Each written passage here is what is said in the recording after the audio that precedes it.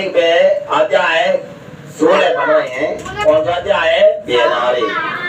बेनारे के तो अपने उन पर संबंधित प्रश्न हल करेंगे। बेन पे कहीं पे ठीक है ना। अब देखिए इतना बड़ा सा चित्र बना है, इसमें देखो सौर मंडल बन गया। और ये क्या है? ये क्या है? ये पृथ्वी है। और ये क्या है? यानी सौर मंडल का अर्थ होता है भैया, सौर मंडल यानी सूर्य वालों मंडल। सौर यानी सूरज, ठीक है। तो वो वाले मंडल में देखिए सभी जने समाये थे कि नहीं? अंदर है समाये थे कि नहीं? जाओ देखो अंदर वाले में पृथ्वी भी है कि वही में समाये थे, और बृहस्पति भी है वही में समाये थे। ठीक है भैया, क्लियर है? अब आपका देखिए कई में सौर मंडल में बड़ो चित्र कई होगा, सौर मंडल को छोटे छोटे चित्र कई हो गए,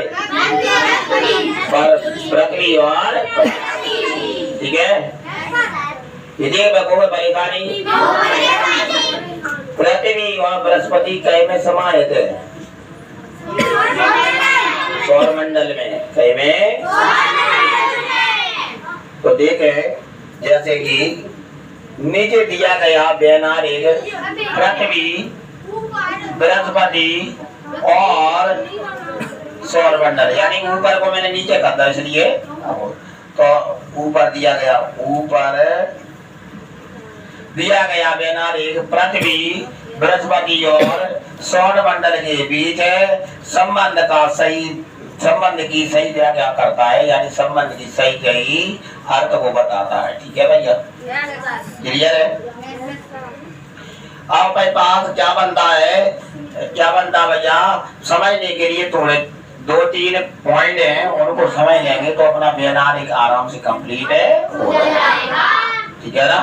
तो बस पहला बिंदु समझेंगे कि दिया गया आरेख यानी जीवाणु आरेख यह दर्शाता है, यानी यह बताता है कि एक वर्ग दूसरे में पूरी तरह समाहित है।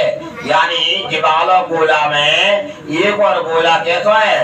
पूरी तरह से है, गोला में अंदर है, देखोगा तो पूरी तरह समाहित है, लेकिन मिला जुला नहीं है।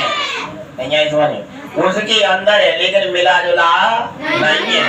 यानी बड़ों के अंदर छोटा, बड़े के अंदर है समझ रही बात है। तो आप देखेंगे भैया दूसरे नंबर पे क्या है? दूसरे नंबर पे ये कह रहा है कि दिया गया आरेख यानी जीवाणु आरेख यह दर्शाता है कि कोई भी वर्ग एक दूसरे में पूरी तरह समाहित है। समाहित का अर्थ होता है उसी में मिल जाना, यानी जिस प्रकार जिस समाहित हो बड़े वाले में छोटे वालों समाहित है, यानी अंदर पूरी तरह से है वो उसके अंदर उसी को समाहित है। समझ रहे? तो वर्ग एक देखिए दिया गया आरेख यह दर्शाता है कि कोई भी वर्ग एक दूसरे में पूरी तरह समाहित नहीं है, लेकिन दोनों में कुछ समान सदस्य हैं। मतलब दोनों ही कैसे हैं? समान सदस्य हैं। थोड़े समय के लिए देखो थोड़ा मिला है कि नहीं मिला? पूरी तरह से तो नहीं मिलो भाई, के अंदर जाके दिना ही तो नहीं मिलो। आ रही समझ में? दीवानी गोला को यानी दिया गया आरेख यह दर्शाता है कि जो पूरी तरह से इसी में समाहित है, लेकिन जीवाणु गोला ये दो आरेख यह दर्शाती है, यानी ये दर्शाता है कि ये आपस में समाहित है, एक दूसरे में नहीं है, लेकिन कुछ समान सदस्य हैं। कैसी है? समान सदस्य। ठीक है ना। अब तीसरा समान सदस्य है, समाहित नहीं है पूरी तरह से। ठीक है, क्लियर है भैया? अब आपका दिया गया आरेख यानी तीसरा पॉइंट आता है, दिया गया आरेख यह दर्शाता है कि कोई सदस्य एक समान नहीं है। मतलब क्या है?